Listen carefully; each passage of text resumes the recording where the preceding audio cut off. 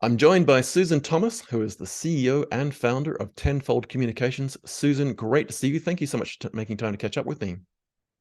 Thank you, Des. Pleasure to be here.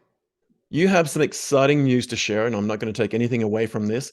I wonder if you could tell us what your great news is. You have launched a platform you're calling MetricsMatter Dashboard from Tenfold. I wonder if you could tell us all about this announcement, and we would love to dive into some detail around it. Absolutely. Well, Des, Tenfold is a B2B communications company. And I think, like most agencies these days working with technology companies, you really have to justify the results that you're getting and the value that you're delivering to the organization. And so, having the agency for 28 years, I'm really no stranger to these kinds of conversations. And 25 years ago, we started doing things that were a little different. We started forecasting the kinds of results we might get based on a number of industry factors.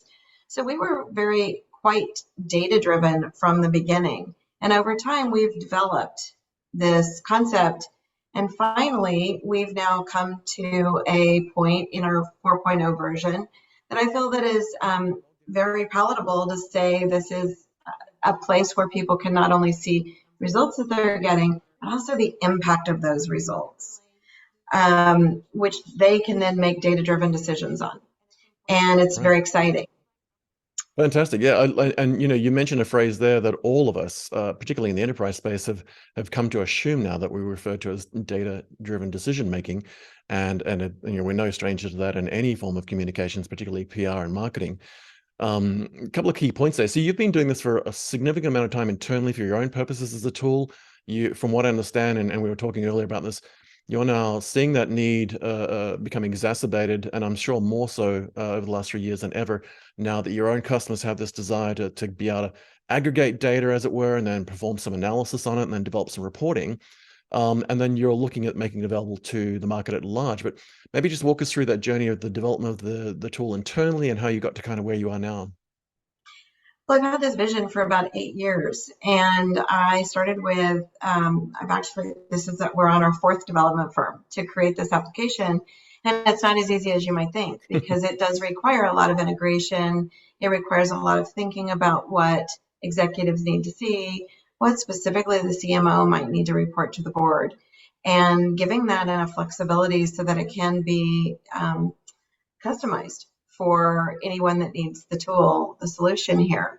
And so it really did take some time and it really did take some effort. I started with just hand-drawn pieces of paper that I took out to our client base and said, if you had something like this that you could log into, basically, would this be of value? And everybody was like, oh my God, I would love to not have to wait for an email attachment of a PowerPoint that maybe doesn't cover the right date range, or maybe isn't exactly what I want to look at, or maybe needs to include other factors in my graphs. I'd love to have control of my own destiny, especially when it's the night before the board meeting. And so having been in those situations and gotten those calls on my cell phone late at night, I did in fact believe them. And the other problem they talked a lot about was, my goodness, I have so many different reports from so many different tools, from so many different agencies in some cases, and we have 6 multi-billion-dollar public companies in our portfolio. And the CMOs there are just saying, I'm inundated with reports. I don't even remember which report I saw what stat from. And so what they were really calling for was one screen. And we've probably heard that throughout our time in the industry is one pane of glass. So the other piece that's really important to the solution is to integrate not only things that Tenfold services Tenfold might offer, but also make this solution open enough for them to integrate data from other solutions. So we think that all the reporting tools out there serve a very important role. What our role is to roll all that up into results and insights of what impacted specifically their business. And in the way that we're looking at it today, taking cues from the digital world, we're looking at what impacted website traffic and important stats associated with that traffic. I love it. So just to expand on that a little, I mean, metrics matter from Tenfold. You're on version 4.0 as far as the world's concerned, but it'll be the first version that's available to public. You've been using it for a significant amount of time internally. There's had an enormous pedigree built into this thing. But what we're talking about here is a tool, if I was to paraphrase it, and correct me if I'm wrong, where you're sourcing data from various third-party platforms, interfaces, systems. It's not manual, it's automated. It's going out and pulling that data in through APIs or whatever the case may be. It's aggregating that data into a single platform, a single source of truth, as we call it. I imagine you're then normalizing that data to make sure that one single record isn't becoming an outlier to skew data. You're rationalizing the data to make sure that it makes sense when you're loading into the platform. And then you're presenting it in that aggregated form. So you go from being an aggregator of data into a SaaS-based platform, as in software as a service, cloud-based platform that I can log into. And you mentioned before, you've got all the security sorted out with whether it's single sign or two-factor authentication you mentioned. So I Factor. know that my Mhm. data is trusted and secure, which is a big issue for a lot of people. When you aggregate this, my critical data now is safe. But then I can actually do some analysis on it. But you've got pre-built metrics, and I'd love to dive into it in a moment, from the aggregation to pre-built metrics on what you know that you needed yourselves and you know customers need. And I imagine they can tweak that to then being able to report against that, but in real time, which, as you said, like, we're all suffering from the fact that people all the way up to the CEO and board level are saying, I want to see what's going on, what's happened. And we present these reports either in printed bound format or in PDF format, email attachments, as you said. But that's historical, it's old, and it doesn't give me the right now. And it may have been prepared a week ago or even yesterday. It's now out of date. So with the aggregation, that seems to be pretty straightforward. Talk us through the metrics element and kind of what got built into the platform and why you built it into there, and what it provides as far as when I log into the SaaS offering and get the web interface. And we will bring it up on the screen in a moment, but I'd just love to delve into those metrics and the key things that you baked into the DNA of it, and how they sort of came about, and where you saw the fit for those. Yes, and I do want to just comment on your point about the static reports just one more moment and say that many of our customers, our clients are saying, I'm not doing PowerPoints anymore. I'm just Mm. bringing my laptop and logging into the app because I can show them everything I need to show them. So if you can imagine a board presentation without having to build the PowerPoints and how much time that would save, because all of your KPIs for marketing are in that one screen. Because it is interactive, you can click into the data and understand what are those things that are making the traffic spike, and who are those influencers, and what conference was that.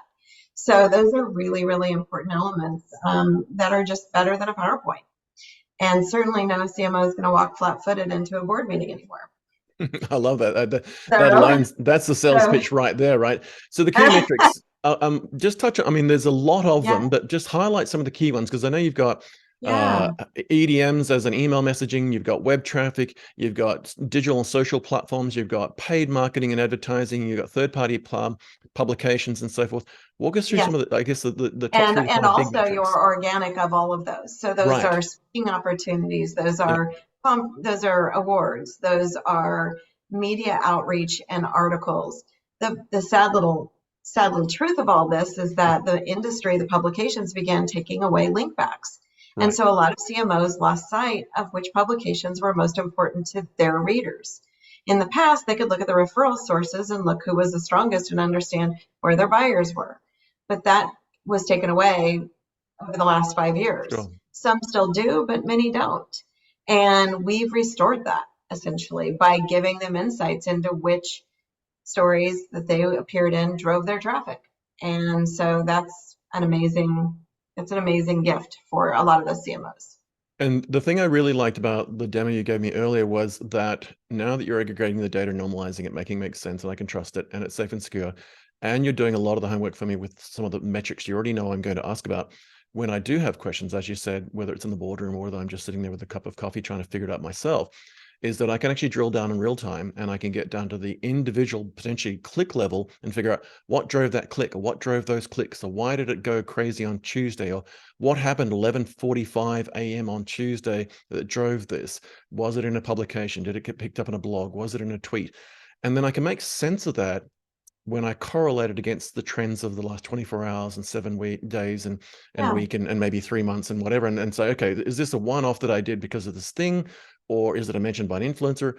That must be something that people are just chomping at the bit for and have been dying to drill into, even though they Absolutely. can do that on a per platform for maybe their Google Analytics or Brand24. Now you're doing it all in one dashboard, all in one pane of glass, as you said, with the interactive piece. That must have got an enormous reaction. I suspect that people didn't believe it was It did. possible. It did. And it was a nice follow-on. I mean, you started to ask why, what is it about our metrics matter and what is it about our first iteration? And that iteration was about forecasting. And I think at the base of everything that we do, we know that, when we make recommendations, it can't just be based on because it worked for this client or that company or this 5 years ago. This industry changes incredibly fast. I mean, can anyone spell chat GPT? Because that just disrupted everything. And so really what's important to do is to build an alignment, a plan with alignment with your objectives, and they've shared everything that's important to them. We've done the research on their competitors. We've done the research on what the analysts say that's happening, where in the hype cycle is their solution. And we've done the research on their personas, and our plan is intelligent. And when we do that research, our plan always includes the activities and then a forecasted result. And we're conservative enough with our forecasted result that it shows enough of a marginal gain over prior results that our clients are happy, and it doesn't bankrupt us should we not hit that number, because we guarantee our results through our program, and we discount to the percentage we miss a number in a program. So And that's at the foundation. And a big thing for me when you were showing me earlier about this and we were talking previously was often we will find things that we didn't think worked for some reason and we don't understand why. And it wasn't that the campaign wasn't right or the content wasn't right or the blog or the podcast, the video wasn't right. It was maybe just the wrong time of day or the wrong day of the week, or maybe there was another event taking place, or maybe someone spent $60 million on an event in Las Vegas that took all of the oxygen out of the room. And I just need to reiterate next week. And so when I look at that, I think, oh, that didn't work. It failed. Well, actually, no, it didn't fail. It simply didn't work because somebody sucked all the oxygen out of the room. And if you replay it next week, it'll work fine. And I imagine that you're getting feedback now where organizations might have come to you to do all that analysis, all that gain those insights, do that reporting and feed it to them. You're effectively, in my mind, empowering each of these people at different levels of the organization up to the boardroom to actually self-service, which a lot of us want. We don't necessarily want to spend the time to go and ask somebody else to get that, and then we only get a certain number of questions, or it takes time to produce it. Now you're empowering me to see it in real time, dive in, ask my own questions that I didn't know I needed to think about, and then come back to you where you can sort of focus on your core business, which is why we engaged in the first place, versus the random questions I didn't even know I needed. Is that an outcome you're seeing now where people just are seeing that self-empowerment and the ability to do that drill down, saving a lot of time and effort being able to answer questions they're getting from the CFOs about the spend, the CMOs about where the value went, versus just coming and spending an hour with you, asking you a deluge of questions that you then go and do a bunch of work on to feed them? That self-empowerment must be a very, very valuable thing to them. It's incredibly valuable. I mean, I'll bring up 2 points to bolster what you just said. The first is that the economy, and for most companies that are not public and already juggernauts, don't have the money to pay the teams of people that would be required to scour this data and do this manual recording that you're discussing, to look at all these pieces, looking at topics, looking at where things are landing, counting the publications and all those things. I mean, in PR agencies, the bigger ones charge $5,000-$10,000 a month for this level of reporting that you're talking about, now of which it can be automated. Yeah. So this is insanely important. And for the small companies, they just never had access to the data. So they were likely embarrassed in those board meetings when one VC or one PE company asked that really good question. And that is exactly what we're about, is putting that data at their fingertips. Yeah, the value of not being caught out on the back foot, not being able to answer a question immediately. And even if you don't have the answer to the question, to be able to drill into some of the detail around it to kind of then have the conversation in real time when you've got the people in the room, to me is invaluable. You remind me of a moment which I think I shared an anecdote with you earlier about where, as early as 1986, when I was running an internet-related company, I would spend a lot of money on awareness marketing and branding. I would do a lot of marketing and spending on advertising, newspaper ads, magazine ads, on education, on the value of the service we had, and then try and map it. And there was a company called Media Monitors. They were paying human beings to sit there and watch the TV, not just for our brand, for others, and Right. listen to radio and cut out clippings of magazines, whatever. And one of the things we found was not only was it old and out of date, but it was hard to get the value of the cut through. But also, if a human being that got to know our brand left that organization, we had to spend all this time and money getting them back up to speed. And I think when we see anything in these organizations now, not even just marketing and communications, but it's certainly the case there, where there's an enormous amount of knowledge captured in people's minds that doesn't often get out of their mind under paper or systems and metrics. Now you're putting that knowledge into the metrics you're building, into the experience you've had, those years and years of pedigree that have been developed and experience. I'm getting that to click the button. And I like to equate it to something like, But you're I don't, getting yeah, more because yeah, what they could tell you is where you appeared, but they yeah, couldn't tell you who listened, who read it, yeah. if they came to your website. And that's the problem with a lot of the solutions Mm. today. It's just a report on what happened in terms of the result, not the impact. And that's where we feel things fall short. For in the communications industry for the longest time, they've used impressions as a standalone ROI or potentially advertising equivalency. And neither of those tell you for sure who actually listened or who interacted with your content. Mm. And Mm. that's why overlaying your website analytics is so very important. Indeed. Now we're going to have a look at it on the screen in a moment.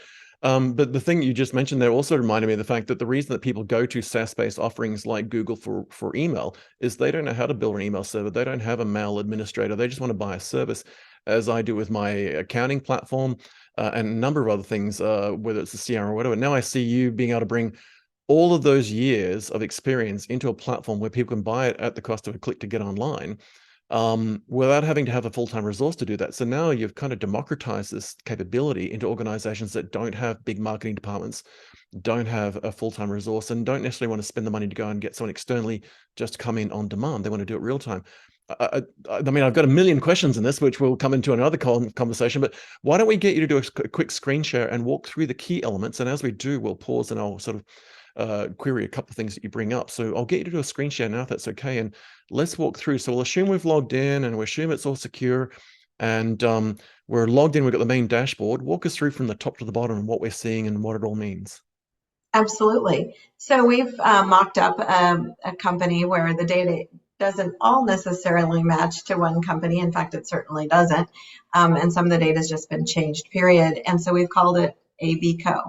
So the first thing that you're going to notice is that at the very top left-hand side of the page, you're seeing a date quick filter. So if you wanted to look at a specific launch, or you wanted to look at, for example, a quarter over quarter comparison or a year over year comparison or any date range comparison, you can do so by just clicking this little compare to. So right now we'll leave the data for the way it is for the purposes of this. But that's a really important piece because that absolutely allows people to customize, which is something you can't do again with a static report. And get insight, because we love to joke about these big mentions, but if you take out the data associated with, say, $100 million funding round, how did your agency do aside from that? And you can do that a couple of different ways by ultimately looking at topics and choosing everything but funding, or excluding the date range in which that analysis was made. And so those are really, really important pieces. So here you're seeing these first set of boxes are just the KPIs that a CMO might find valuable. And right now, we haven't gone too crazy on these KPIs. We've included social media mentions, which are just usually the organic, and it's a share of voice, if you will. We've mentioned the engagement rate with social. We've talked about follower growth, total engagements. We've also talked about media articles by way of features, which are longer articles dedicated to the company, and brief mentions. We've also done another qualitative segmentation here on the publications that covered the company. How many were business level publications the Forbes, the Wall Street Journals, the Fortunes, etc., and how many were in trades or verticals. And that's very important as well, because it does give you an indicator of where your buyers are looking when you look at the spikes. We've also done a share of voice against the competition. And so you can see there how many articles and the percentage share of voice. So that's a good, nice set of KPIs, but we're not finished yet. The first thing we want to show you is just from what kind of unique views did you get? And this is something you could find in your website analytics tool. But it's an interesting look because you want to look at all of your unique views. We are, however, segmenting the data to just include direct and organic and referral traffic that we may have driven to the site. And the referral traffic we can go back and specifically include or not include based on the source. In terms of media coverage, again, we've done the charts on the features and briefs. We've done the competitive charts in terms of how people are stacking up against ABC Co. They look like they're doing pretty well there. We've also thrown in all the coverage. So if somebody wanted to drill down and say, I don't remember, and this is for the skeptical customer, they can look at every single thing that we're talking about. And so it's no problem. They can look into it. And if they don't want that in their dashboard, that's okay too. Going on, we're looking at more Google Analytics, but we're looking at it overlaid with our social brand mentions. So, for example, when we have campaigns going on, perhaps we're working with an influencer like you, Dez, or we're working with a certain type of content or topic, we want to track how our mentions and the people that are mentioning are impacting our traffic. So you're seeing the web traffic there in green. These are the sessions. And then these are the level of mentions, the number of mentions. We also see here the top domains that brought us the most traffic in terms of referral. And again, TMCnet and Reddit are directly in our sites, as are Twitter, even Tumblr. So other than Yahoo, probably our group had a lot to do with those spikes. Those are resources that referral sources we definitely impact. In terms of media coverage, and we talked a little bit about this, it's interesting here to see what's creating spikes in referral traffic and what's creating spikes in direct traffic and how that might correlate on the same day or maybe just slightly after the article may have appeared. And so we're actually capturing when the article appeared and what's happening with the traffic. And you'll see the little boxes. Multiple boxes mean multiple articles. And what we're seeing here are we can actually click into these articles and understand this one, for example, is Computer World, and it still drove a nice spike. So we can look to see, well, Computer World, although there was only one, you can see the traffic was pretty nice here. So that's probably a good publication for us. You can put anything in these descriptions to say what the name of the article was, because it also might be related to topic or subject. But knowing, because again, with the lack of backlinks, knowing that CMOs and VPs of marketing and directors and VPs of PR can know exactly who's building their traffic on their website gives them a lot of power on where to focus and allows them to make better decisions. This next session really breaks down the traffic by organic direct referral, paid search, display ads, other kinds of marketing, social, and email efforts. And this is really important because, you mentioned this earlier, if you're doing a couple of things at once, where is the traffic really coming from and what really is impacting? Because we're taking credit for direct, but is that appropriate if you have a big email campaign going at the same time? And that may be things we want to factor in when we look at some of the traffic attributed to the comms program, as an example. Here are new users, which is nice to keep a handle on in terms of continuing to drive a decent set of new users. And this is an account scorecard. So if you are working with consulting organization that is willing to give you a forecast. These are all the programs one of our clients has purchased, and these are the forecasts, and this is the completed. And you can see we're at 47.3% of those expectations. Haven't written any blogs yet, but we're over on social media posts. So you can kind of see in real time, where are you? And our team puts in progress daily. And everything goes in daily into our CRM. Also, here's a visual display for the board. They often like these kinds of things more. Where are you in terms of using up your program or achieving the results you wanted to? Then the Twitter component is very interesting, because we all know it's not just audience, but it's things like engagement rate that really determine your social authority and who's going to see your posts and understand what you're about. So we're looking at likes, we're looking at comments, we're looking at follower growth as well. This is LinkedIn, and we've done an ad program clearly here.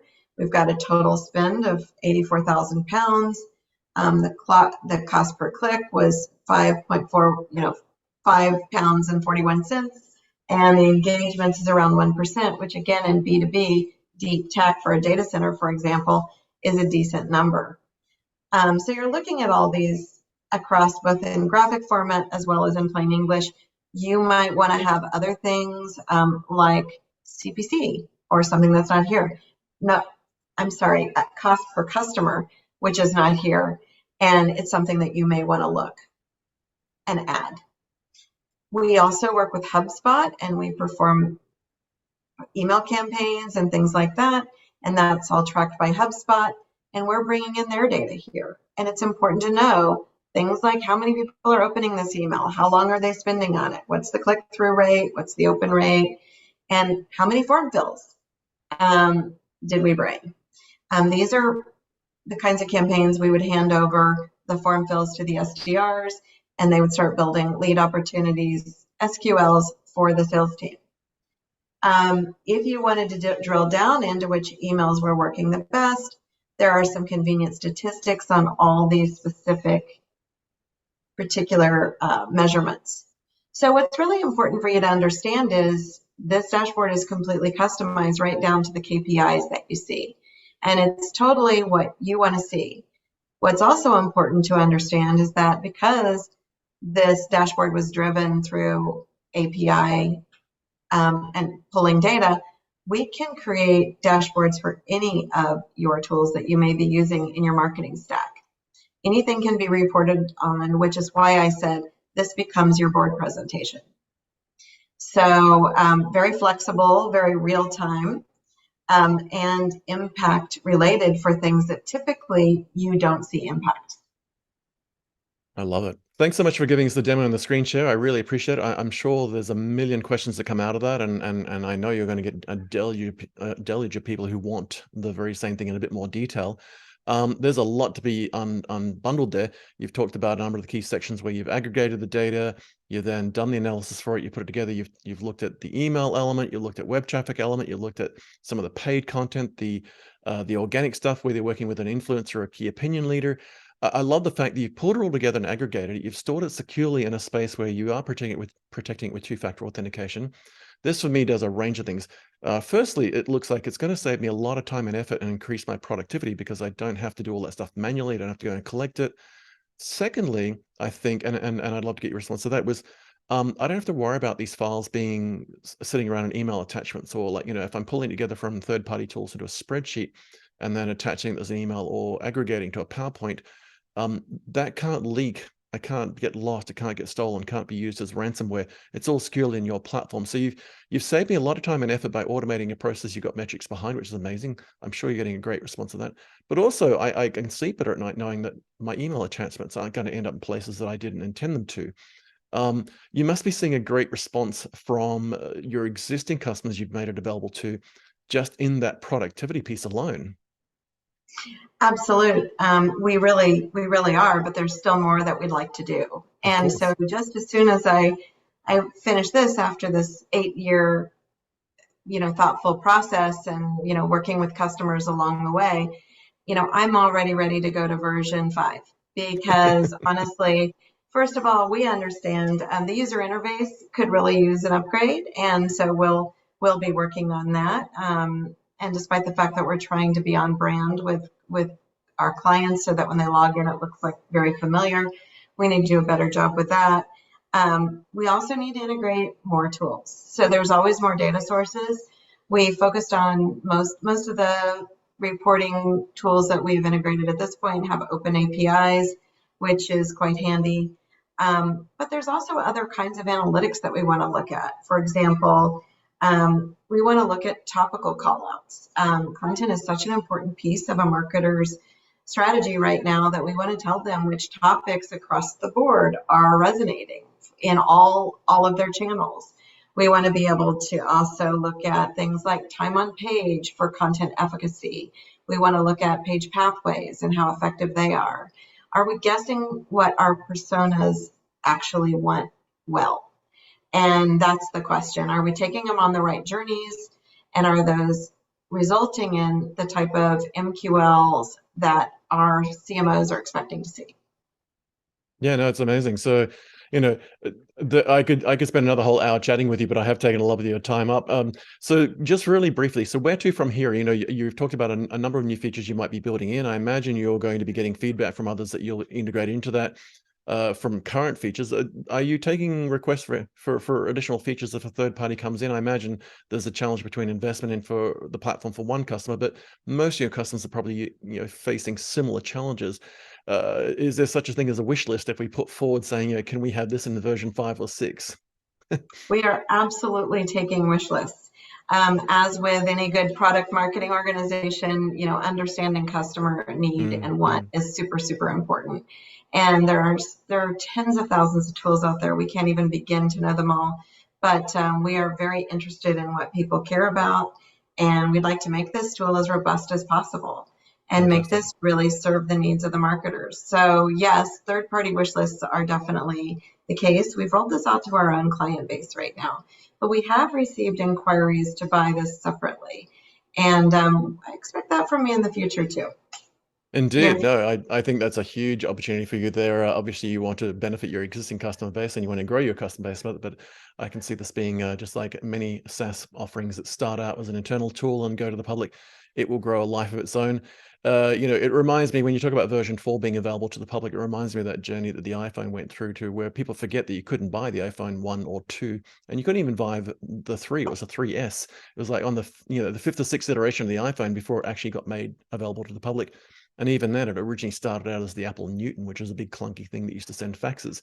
So I think, there's all these benefits with the fact that it's had all this time to develop its pedigree, develop its strengths. You've proven it worked internally. You're now making it available to customers in the first publicly available version, but version 4, as far as you're concerned, from here on in, I can just see it go from strength to strength. I suspect you're going to need to hire some more bodies just to keep up the demand. So to wrap us up, what's the best way for people to reach out to you, to learn more information about it, to just understand the product better, to schedule a conversation with you to talk about their pain points and how you can help them solve them, and just maybe even get some demos and get access to the tool? Absolutely. Well, there's a couple of ways. The first is just info@tenfold.com, and that's 10fold.com. The other way is obviously our website, and we'll have this information all over it. You won't be able to miss it. So we'd love your feedback on it. We'd love your ideas for improvement. We certainly know this is just the first step, and we're anxious to make it better. And we'd love to hear your thoughts. Fantastic. Well, Susan, thank you so much for your time. Congratulations on the public launch of MetricsMatter dashboard from Tenfold. I personally can't wait to get access to it and play with my own data, to be honest. We'll talk about that later offline. Congratulations on making this available to the public, even though it's had many, many years internally, and I know you're going to get inundated with requirements from all kinds of people that aren't customers yet. We will, for our audience, we will have plenty of links to your website, to your LinkedIn profiles for the company and yourselves. We will have many, many routes for them to get to you to set up those conversations. What I would invite all of my audience to do is what I normally do with them, which is don't wait till you have a pain point or a problem to solve. reach out now, talk to Susan and the team at Tenfold, learn about what MetricsMatter dashboard can do for you. And even if you don't immediately start using it today, be aware of what it can do. So when you do need it, you will be able to go and make that decision to buy it, get it available. So reach out early, have that conversation, get a demo immediately, as you saw just with even just the quick brief walkthrough we had here. Insanely powerful. Susan, I'm looking forward to a second conversation in many months to see where this is ballooned to. But in the meantime, congratulations and thank you so much for the demo. It's been really, really valuable. It was my pleasure, Dez. Nice talking to you. Fantastic. We will see you again soon. And folks, thanks for joining us. We'll look forward to your feedback. And as I said, reach out early, have a conversation. All the details will be with links and so forth in wherever you see this video or the social posts. And we'll look forward to you joining the conversation with likes, comments, and retweets and so forth. And again, reach out to Susan and the team at Tenfold and learn about the platform. Thanks for your time, Susan. Thank you.